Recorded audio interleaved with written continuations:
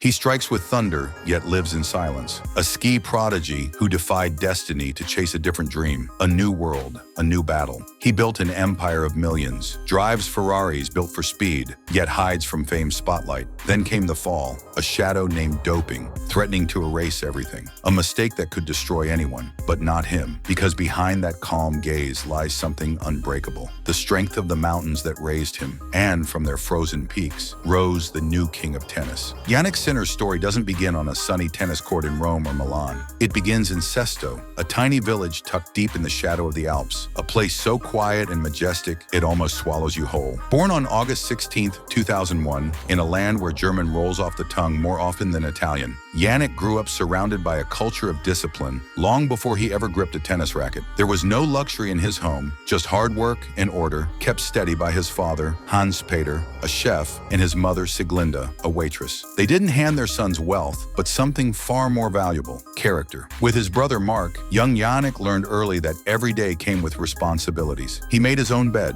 fixed his own breakfast, never complained. The silence of the mountains seemed to sink into his bones, shaping him into a kid who didn't need many words, because his actions spoke louder than most people's voices. And long before tennis ever entered the picture, his destiny was carved into the snow. At just 3 years old, Jannik's tiny feet were already flying across the slopes. By 8, he stood at the very top of Italy's under-12 skiing circuit, a rising prodigy everyone believed would one day dominate the sport. The path ahead looked clear. The mountains were calling, so what could possibly pull him away? The answer was simple, a spark. At 7, introduced by his father, Jannik discovered tennis. While his friends kept chasing medals down the slopes, he found peace within the four corners of a court. A single ball, a single sound. Every afternoon, the pop of that ball hitting the wall became his rhythm, his music. What started as curiosity turned into quiet obsession, a rebellion without words against the future everyone else had chosen for him. Then at 13, he made the choice that would change his life forever. He put down the skis and picked up the racket for good. At 13,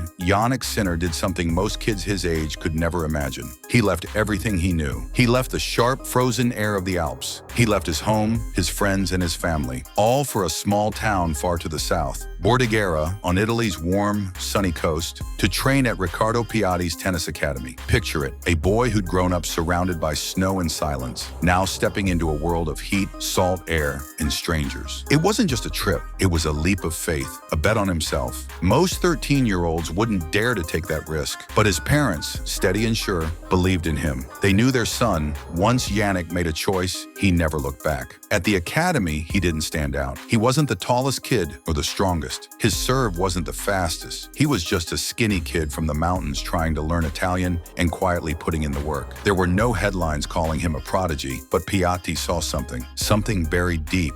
A quiet will that refused to break. Jannik never skipped practice, never complained. Whether it was 6 in the morning or 9 at night, he was there, steady, focused, relentless. The mountains had never taught him how to celebrate. They taught him how to endure. His childhood didn't hand him trophies. It gave him grit. And that, more than anything, became his secret weapon. Because greatness isn't built overnight. It's built slowly, layer by layer, just like the discipline forged in the cold silence of those alpine mornings. While his generation lit up social media with flair and noise, Sinner was the opposite. A quiet craftsman obsessed with one simple question: how can I hit the ball better than I did yesterday? His career wasn't a lightning storm. It was construction, careful, patient, precise, brick by brick, day by day. A legacy built from silence. Every masterpiece begins the same way, with a few simple bricks. For Jannik Sinner, those first bricks were laid far from the spotlight, on the quiet, empty courts of the ITF and Challenger circuits back in 2018. While others chased fame, Jannik Sinner chased progress. He started far from the spotlight, in quiet towns, on empty courts, where no one knew his name. Every point, every hour of practice became a brick in the foundation he was building. His mantra was simple: don't be stronger than others. Be stronger than the you from yesterday. Guided by coach Riccardo Piatti, who once trained Novak Djokovic, Sinner grew with discipline and humility, treating criticism as fuel.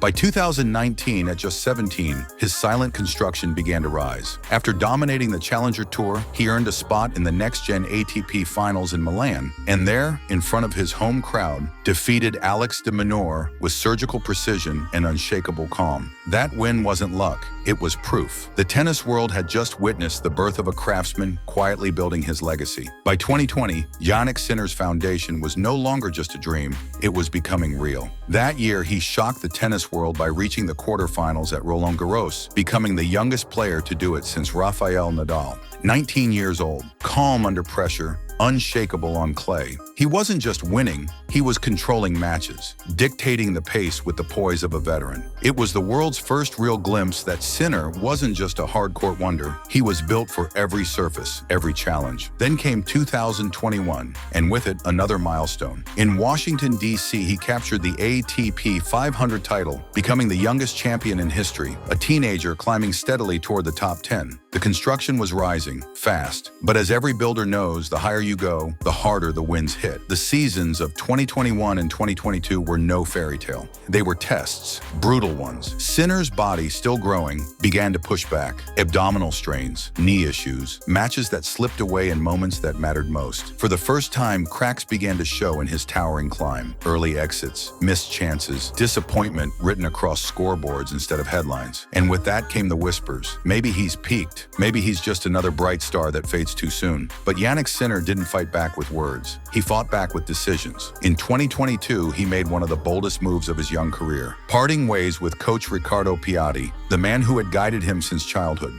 It wasn't rebellion, it was evolution. He sought something new, a fresh perspective. He teamed up with Simone Vagnozzi, then soon brought in Darren Cahill, the Australian mastermind who'd coached Leighton Hewitt and Simona Halep to Grand Slam glory and world #1 rankings. It wasn't a gamble, it was strategy, a deliberate step toward becoming not just a great player, but a complete one. Because for Sinner, growth has never been about comfort. It's about construction, breaking down, rebuilding stronger, and always rising higher. Jannik Sinner eventually realized that raw power alone wouldn't be enough. To stand among the greats, he needed more than thunderous ground strokes. He needed control. That's where Darren Cahill and Simone Vagnozzi came in. Together, they reshaped his game from the inside out. They taught him to dictate the rhythm of a match, to be the one pulling the strings, not reacting to them. He learned how to mix up his play, to charge the net with confidence, slice with precision, defend with purpose, and, above all, to think 2 steps ahead. It wasn't just improvement, it was reinvention. By 2023, the transformation was undeniable. Sinner's game, once raw and straightforward, had evolved into something complete, something dangerous. He wasn't just building a house anymore, he was building a fortress, and that fortress began to dominate. He captured Masters 1,000 titles in Toronto, Miami, and Madrid,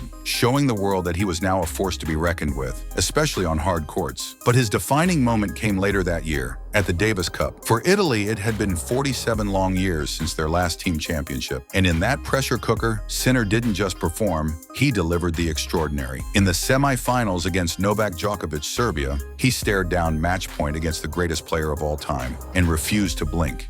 He turned the match around, defeating Djokovic in singles, and then, just hours later, teamed up in doubles to beat him again, twice in the same day. It wasn't just a victory, it was a statement. Sinner had arrived among the elite, proving he could shoulder not only his own dreams, but the hopes of an entire nation. And then came January 2024, the Australian Open final, his first Grand Slam title, his first summit. Facing Daniil Medvedev, he fell behind 2 sets. Most thought it was over, but Sinner stayed ice cold, methodical, unshaken. Point by point, rally by rally, he chipped away. He turned exhaustion into focus, doubt into belief, and the impossible into victory. When the final ball landed out, Sinner dropped to his knees, a champion at last. And the story didn't stop there. On June 10th, 2024, with Djokovic sidelined from Roland Garros, Jannik Sinner officially became the world's #1. One player, the first Italian in history to ever do so. A journey that began in the silence of the Alps, now echoed across the world. The quiet boy from the mountains had built his fortress, and from its highest tower, he stood on top of the world. Jannik Sinner's reign began exactly as it should, with victory. In his very first tournament as world #1, the Halle Open, he conquered the grass and lifted the trophy, confirming what everyone already knew. The king had arrived. But every summit comes with its storms. And for Sinner, that storm hit at Roland Garros 2025, the greatest test of his career. He stormed through the draw, dismantling Novak Djokovic in the semifinals in straight sets. A symbolic changing of the guard. Then came the final. Sinner versus Alcaraz, the rivalry of a generation. For 2 sets, Sinner was unstoppable. He played like a man possessed, leaving Alcaraz scrambling. His first French Open title was within reach, but champions don't fall easily. Alcaraz fought back, and in the 4th set, with 3 championship points on Sinner's racket, the stadium froze. One more point, and history was his. He couldn't close. Alcaraz clawed his way out and forced a 5th set. After 5 hours and 29 minutes, the longest final in Roland Garros history, the Spaniard triumphed. Sinner's first Grand Slam loss, brutal, unforgettable. The cameras caught his face, calm, proud, but shattered inside. "This one hurts," he admitted. "I won't sleep tonight." Yet even in heartbreak, his resolve stayed unbroken. He'd rest, reset, and return. Because true builders don't crumble, they rebuild. Looking back, one thing defines Jannik Sinner's rise: consistency. His masterpiece is still under construction, the world number. One ranking and Grand Slam trophies are the shining towers, but the foundation beneath them was built from losses, sweat, and an unshakable will to keep climbing. Sinner's greatness isn't just measured by the titles he's won, it's in the composure he shows when he loses. That calm dignity, even in heartbreak, is what separates champions from legends. And just like on court, his life off it follows the same quiet precision. Where others might chase fame and flash, Sinner builds with intent. With over $40 million in prize money and an estimated net worth of $30 million, he could easily live the life of a celebrity. Instead, he treats money not as a destination, but as a tool to create stability, value, and longevity. That philosophy mirrors his tennis. Thoughtful, patient, methodical, his partnerships reflect the same character. As a global ambassador for Rolex, Sinner follows in the footsteps of Federer, a symbol of elegance and precision. Rolex even honored him with a platinum Cosmograph Daytona, a timepiece reserved for the few who embody timeless grace. His collaboration with Gucci carries the same spirit: understated luxury, quiet confidence, true class. Because for Jannik Sinner, both on and off the court, greatness isn't about making noise. It's about building something that lasts.